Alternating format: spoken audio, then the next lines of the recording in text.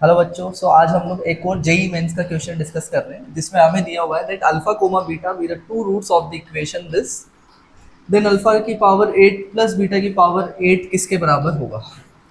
अगर हम लोग इसको उस तरीके से सोचें कि आइडेंटिटीज का यूज करके इसको अल्फा प्लस बीटा का whole square alpha into beta की फॉर्म में लिखें, तो यहाँ पर आप लोग देख सकते हैं कि अल्फा प्लस बीटा का वैल्यू भी पावर 1/4 है, 20 की पावर 1/4 है, और अल्फा इंटू बीटा √5 है, तो वो जो कैलकुलेशन आएगा वो भी बहुत बड़ा हो जाएगा। इसको किसी और तरीके से हमें सोचना पड़ेगा। अगर तुम ध्यान से देखो तो पावर 4 है, पावर 2 है, और हमसे पावर 8 के बारे में पूछा गया है, तो कहीं ना कहीं स्क्वायरिंग वगैरह का काम हमें करना पड़ेगा। देखो, since alpha is a root, alpha इस इक्वेशन को सेटिस्फाई करेगा। This implies alpha square plus 20 की पावर 1/4 इंटू अल्फा प्लस 5 की power 1/2 is equals to 0। Now ये जो टर्म है ये सबसे ज़्यादा कॉम्प्लिकेटेड लग रहा है, तो इस टर्म को एक तरफ किया। अल्फा स्क्वायर प्लस √5 लिख दिया इसको, और this is -20 power 1/4 into alpha. Now एक बार हम इसका स्क्वायर करते हैं। दोनों तरफ अगर स्क्वायरिंग करें, यहाँ से हमें मिलेगा अल्फा की power 4 plus 5 plus 2√5 alpha square, this is equals to, इसका स्क्वायर करेंगे तो पावर मिलेगा हमें 20 की power 1/2 into alpha square. Alpha square में यहाँ पर कोफिशिएंट है 2√5, और ये √20 लिखा है, √20 भी हमारा 2√5 के ही बराबर होता है। ये टर्म इससे कैंसिल आउट हो गया। अगर ये इससे कैंसिल आउट हुआ, अल्फा की पावर 4 का वैल्यू आया -5। अगर अल्फा की पावर 4 हमने देख लिया -5 है, तो हम लोग अल्फा की पावर 8 भी बता ही सकते हैं। तो दोनों तरफ फिर से स्क्वायरिंग करें और इसका आंसर आएगा 25। अल्फा की पावर 8 25 आया। Similarly beta is also a root, same procedure हम लोग फॉलो करेंगे, and similarly we get that beta raise to power 8 is also equals to 25। Alpha की पावर 8 प्लस बीटा की पावर 8 विल बी 50।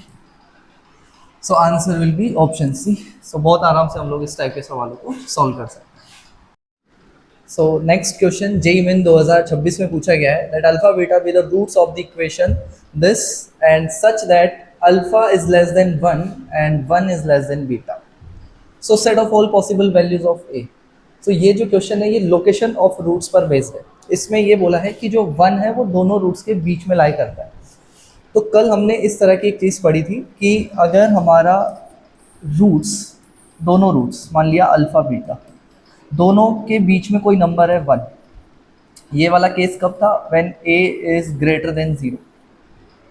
तो मेरे ख्याल से इसमें हम लोगों ने पढ़ा था कि सिर्फ एक ही कंडीशन बनती है that F of 1 is negative, और ए नेगेटिव के लिए भी हमने पढ़ रखा है।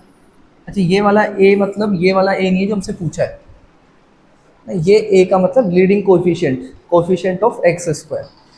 अगर ए नेगेटिव है तो ग्राफ ऐसा होता है, और 1 अगर दोनों रूट के बीच में आ रहा है यहाँ पर, तो ए की कंडीशन होगी एफ ऑफ 1 इज पॉजिटिव।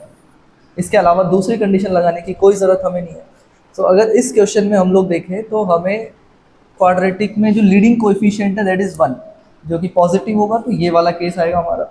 इस केस के लिए हमें बोला है कि 1 जो है दोनों रूट के बीच में है, सिंपली हमें एफ ऑफ 1 को सिर्फ नेगेटिव दिखाना है, वहाँ से हमें ए का वैल्यू मिलेगा। Let's apply the condition F of 1 is negative, this implies x की जगह 1 रखेंगे तो हमें मिलेगा 1 plus square plus 2a into 1 plus 3a plus 10 is equals to not equals to less than 0, less than 0। ये हो जाएगा 1 और ये हो गया 10, तो यहाँ से आया 11, यहाँ से आया 2 है, यहाँ से 3 है, तो ये हो गया 5 है, less than 0। And this implies यहाँ से आएगा 5 है लेस देन -11, 5 से डिवाइड किया, a इज लेस देन -11/5। ये a का रेंज हमें मिला। इसको हम लोग ऐसे भी लिख सकते हैं, this implies that a belongs to -∞ से -11/5। बहुत ही आसान सा क्वेश्चन पूछा गया है जेई मेन में, और आई थिंक एक ही कंडीशन से हमारा आंसर आ गया. So option D is the correct answer. So next question हम लोग देखते हैं. इस क्वेश्चन में हमें एक क्वाड्रेटिक एक्सप्रेशन का ग्राफ दिया हुआ है और ये पूछा है कि कौन सा स्टेटमेंट करेक्ट है. कोई इन्फॉर्मेशन नहीं है, सिर्फ ग्राफ दिया हुआ है, तो इसका मतलब ये है कि सारी इन्फॉर्मेशन हमें ग्राफ से कलेक्ट करनी पड़ेगी. सो चलो देखते हैं. सबसे पहले तो हमने देखा कि ग्राफ जो है वो डाउनवर्ड है, तो यहाँ से ये पता चला कि ए कैसा होना चाहिए, negative. A will be negative. दूसरी बात, ग्राफ जो है वो वाई एक्सिस को कट कर रहा है इस जगह पर, और ये जो पॉइंट है ये एक्स एक्सिस से ऊपर है, तो पक्की बात है वाई कोऑर्डिनेट इसका पॉजिटिव होगा. और वाई कोऑर्डिनेट होता है क्या, सी. इसके कोऑर्डिनेट्स होते हैं 0, c, है ना. ग्राफ देख सकते हैं, x को 0 पुट किया तो y विल बी c. तो ये पॉइंट अगर x एक्सिस से ऊपर है तो इसका y coordinate must be positive. So this implies c is positive. दो चीज़ों के बारे में हमें पता चला, लेकिन हमसे पूछा है ए बी सी का प्रोडक्ट, तो अभी भी बी के बारे में हमें जानना बाकी है. बी से रिलेटेड कोई इन्फॉर्मेशन नहीं है, तो तुम ऐसे सोचो कि यार बी हमें कहाँ दिखता है. बी दिखता है यहाँ पर. वर्टेक्स का एक्स कोऑर्डिनेट क्या होता है, -b/2 है, और वाई कोऑर्डिनेट होता है -d/4. तो एक्स कोऑर्डिनेट में हमें बी दिख रहा है. अब ऐसा सोचो कि वर्टेक्स का ये जो एक्स कोऑर्डिनेट है, सिंस ये जो वर्टेक्स है ये हमारा सेकंड क्वाड्रेंट में है, और इस क्वाड्रेंट में एक्स कोऑर्डिनेट कैसा होता है, negative. So this implies -b/2a must be negative, क्योंकि ये जो पॉइंट है वाई एक्सिस के लेफ्ट साइड में, तो x coordinates must be negative. ये नेगेटिव है, यहाँ से क्या मैं बी का साइन बता सकता हूँ, हाँ. कैसे, देखो अगर मैं माइनस से मल्टीप्लाई करूंगा तो इनइक्वालिटी का साइन चेंज होगा, so it will be greater than 0. Now हमने देखा है कि यार a नेगेटिव है, so this 2a must be a negative number. इस नेगेटिव नंबर को भी अगर मैं मल्टीप्लाई करूंगा तो फिर से साइन चेंज होगा, सो देयरफॉर b हो जाएगा लेस देन 0. या ऐसे सोचो कि दो नंबर्स का डिवीजन पॉजिटिव है और a नेगेटिव है, तो b मस्ट बी नेगेटिव.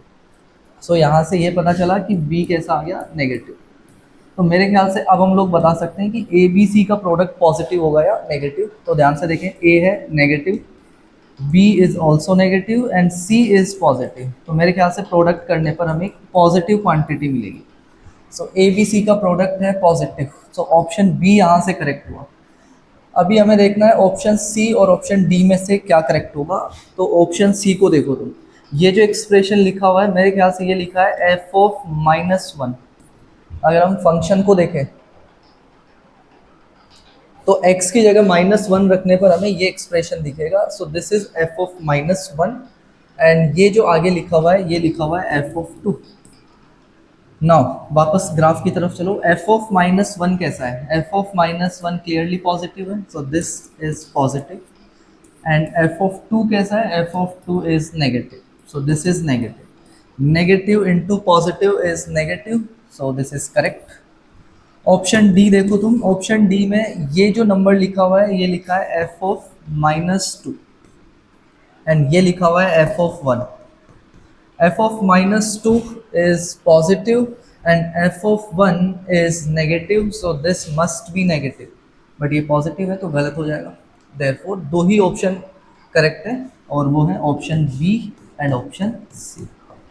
सो इसका आंसर हो जाएगा ऑप्शन बी एंड सी.